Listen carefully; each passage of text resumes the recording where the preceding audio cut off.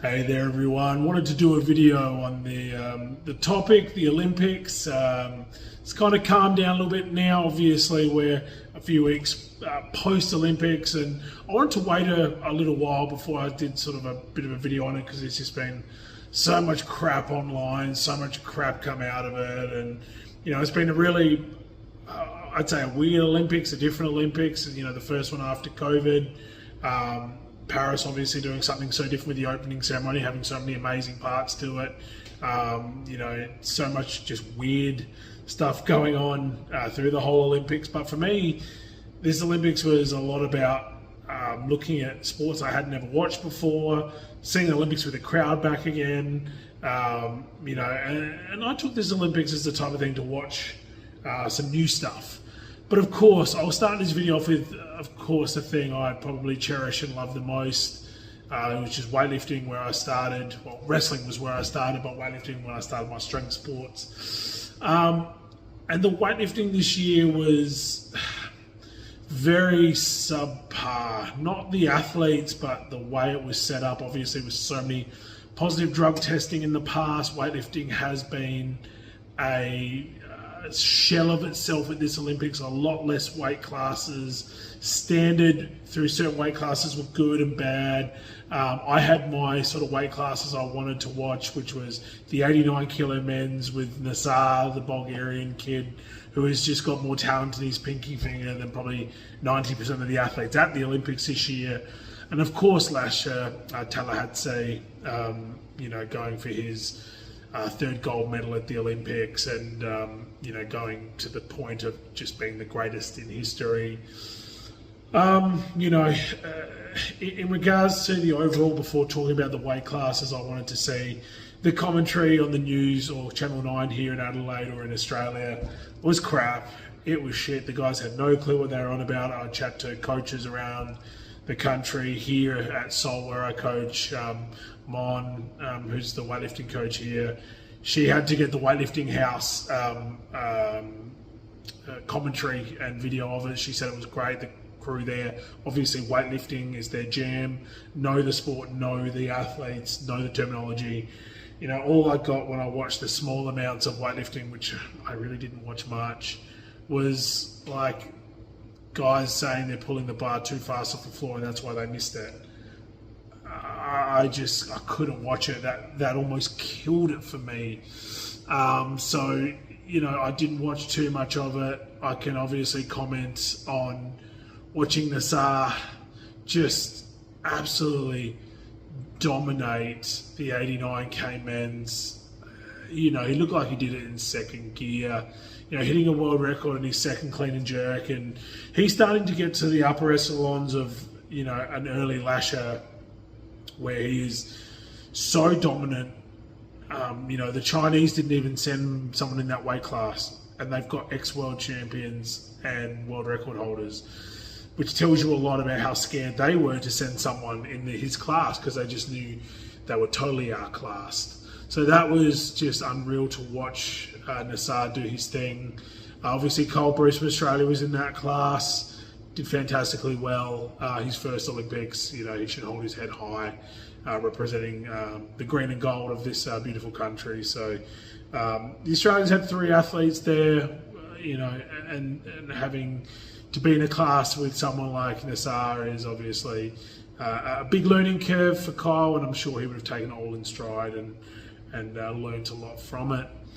And obviously the 105 plus with Lasha Talakhadze was just, not a foregone conclusion. He's had a few niggles and injuries, and everyone's like, hey Biggie, is he going to do the 500 total? I'm like, no, he's not. Just with the niggles, he's getting older. He's not young anymore. He's 30 and he's been doing this a long time. And 30 is not very old, but when you've done this from such a young age, the kilometres on the clock are the things you need to think of. It's not necessarily just the age. It's, like a car, if you're driving that every day and doing big mileage, that car's going to get pretty worn out pretty quickly. So if you were to say Lasha was a car, he's a very large one. So just understanding that, and snatching 215, missing 220, and then hitting that 255 on his second attempt in the clean and jerk. And, in a way, he still coasted to winning that. People might just go, oh, well, that 255 looked pretty hard. I'm like, well, yeah, but he had another attempt up his sleeve, and his last one could have been better. He'd won it anyway, so he knew he'd won. So it's kind of one of those things where people can read into it as much as they want. Yes, was he in the best shape? No. Has he been in better shape? Probably. He's getting older, he's torn his quad, he's had a lot of little injuries here and there. So I think he has done so well, and the expectations are so high on him. And being a big guy, I understand I'm nowhere near as big as him, but being 142 kilos, I know how my body feels some days. And when people are expecting him to back up, people want that 500 kilo total, but what people don't understand is he then has to snatch 230 and clean and jerk 270 or 225, 275 in the same competition within less than a couple hours.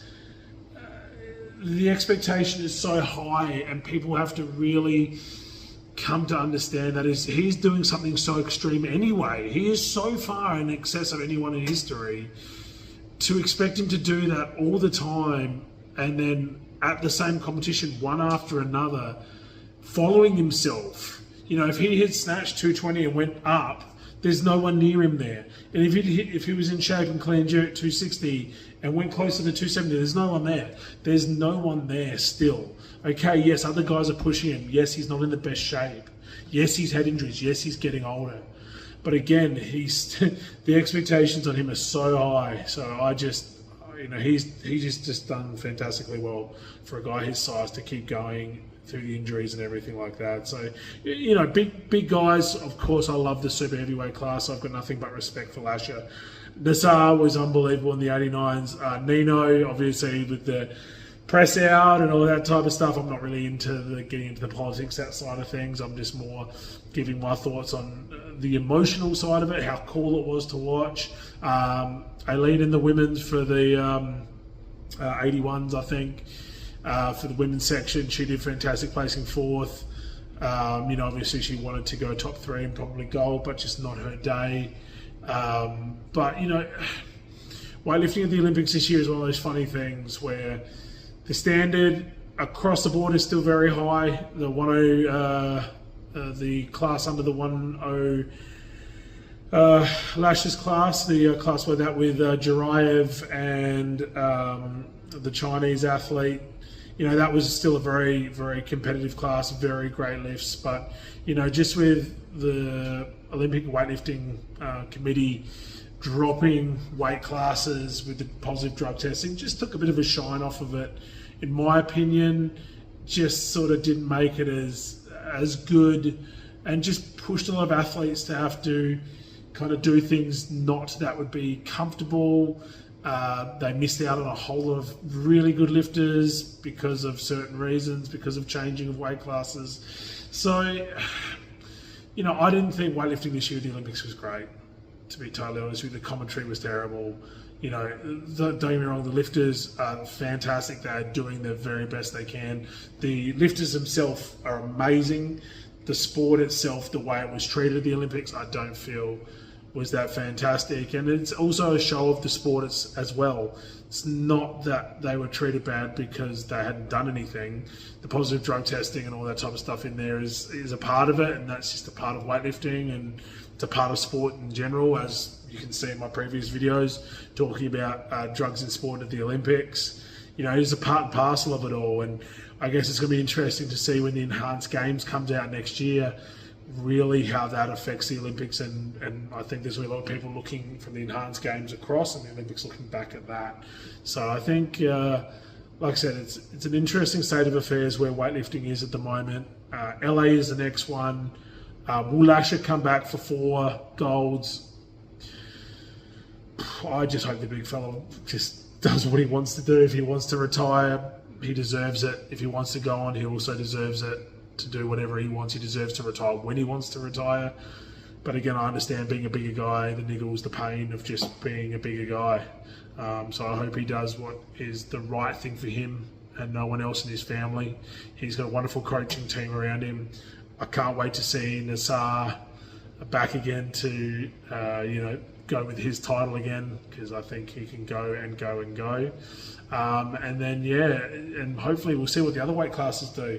If they open them back up again, if they don't, I hope they do. I hope they bring back more weight classes again. It just makes the sport a lot more exciting, a lot more athletes doing a lot of just spectacular things, and just takes the pressure off them a little bit as well. But like I said, it's part and parcel of what they're trying to do to try and either make the sport cleaner or whatever they're trying to do, which I'm sure they've probably got very little clue what they're trying to do at the same time as well. But, it's part and parcel of the world we live in. So bring on LA for weightlifting. But I'm going to do another video with my thoughts on some other sports that I watched. I watched archery. I watched the bowl was good. There was plenty of other sports I watched this year that I've never watched before. So I want to give my insight into that as a strength athlete, as a weightlifter, powerlifter, strongman, everything Highland Games, on other sports that I watch. So keep an eye on this. I'm going to chuck out some other sports. I'm going to chat about the whole bed incident, cardboard beds. I'm going to bring that up as well, because that's just mind-boggling for me. And just keep an eye on this space. There's going to be some different stuff. We'll still roll back into my life as a drug-free athlete as well. So just keep in mind that we're going to roll through a whole lot of different things. But so that's my bit of a rundown of what I saw of the weightlifting. Disappointing in some aspects, fantastic in other aspects, and just looking forward to seeing what LA brings in the next Olympics. So as I always say, stay well, stay healthy, stay fit, stay strong, stay whatever. Looking forward to another video sometime soon. Cheers.